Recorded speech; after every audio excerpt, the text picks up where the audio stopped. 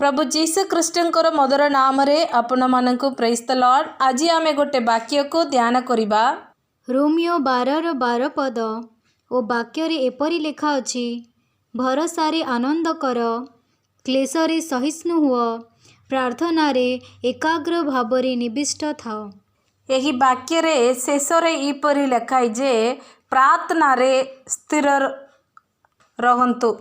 हमें यही वाक्य रे देखिबा बेले भरोसा आनंद कर, क्लेश रे धैर्य कर, यही दुईटी विषय आम करने को आम मान कौन करने को पड़िबा, प्रार्थना रे स्थिर रे रहिबा को पड़िबा।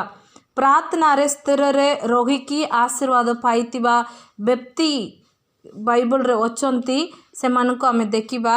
प्रथम रे याकूब को देखिबा, आदि पुस्तक 25:24 देखिबा बेले याकूब ईपरी सदाप्रभुंगटारे प्रार्थना करती, मते आशीर्वाद कले हे मो तुमको छाड़बी परी प्रार्थना कले, आशीर्वाद मिलवा तक मो तुमको छाड़बे नहीं परी प्रार्थना करथिले। प्रार्थना रे गोटे स्थिर तिला। द्वितीय आम देखिबा बेले आयुबंगर विषय रे देखिबा।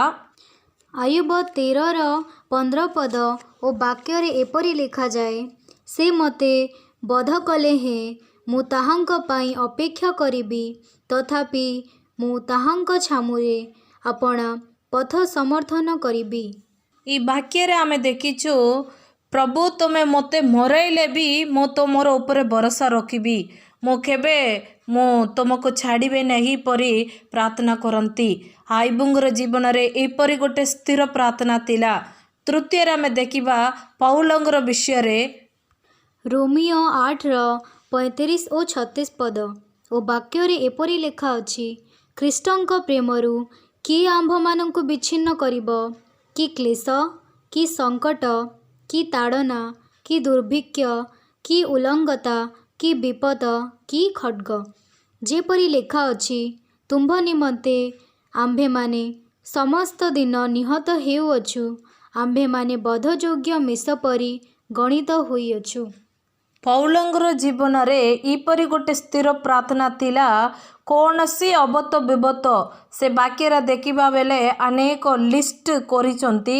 एते कष्ट आसले मध्य मो सदाप्रभुंगटारे प्रभु जीसु ख्रीष्टंगटारे रखिथिबा प्रेम को कौन सी विषय भिन्न करि पारबे नहीं परी गोटे स्थिर प्रार्थना थिला। आमे तीनटी व्यक्तिंगर प्रार्थना को आमे देखिलो, गोटे स्थिर प्रार्थना करितिले। प्रथम रे आशीर्वाद पाइबा पाई याकूब प्रार्थना करितिले। आम मानंगर जीवन रे भी आमको जगह आवश्यकता अछि, आशीर्वाद पाइबा पाई अछि, से विषय को सदाप्रभुंगर निकट रे गोटे स्थिर प्रार्थना करिवार अछि। परमेश्वर एही आशीर्वाद मो पाइबा पर्यंत तुमको मो छाड़बे नहीं, एही आशीर्वाद मो पाइले हे तुमको मो छाड़बी परी गोटे स्थिर प्रार्थना आवश्यक। द्वितीय विषय, आयुबंगर जीवन रे मते मरले भी मो तुमर ऊपर भरोसा रखिमी। आम मानंगर जीवन रे जेते दुख कष्ट आसले भी, रोह थिले भी, आमे सदाप्रभुंगटारे ईपरि स्थिर प्रार्थना करिवार अछि, जो नष्ट हो, जो कष्ट आसो, मो तुमर ऊपर भरोसा रखिबी परी गोटे स्थिर प्रार्थना करिवार अछि। तृतीय विषय, पौल कहती, प्रभु जीशुंकर उपरे रखिथिबा प्रेम को कौन सी विषय भिन्न करि पारिबे नहीं। आम मानंगर जीवन रे भी आमे जेते असुविधा आसले मध्य सदा प्रभु को आमे न छाड़िकी, सदा प्रभुंगर प्रेम टारू आमे भिन्न न करिकी प्रभुंगर उपरे गोटे भरोसा, गोटे प्रेम, गोटे संपर्क रखिबार आवश्यक।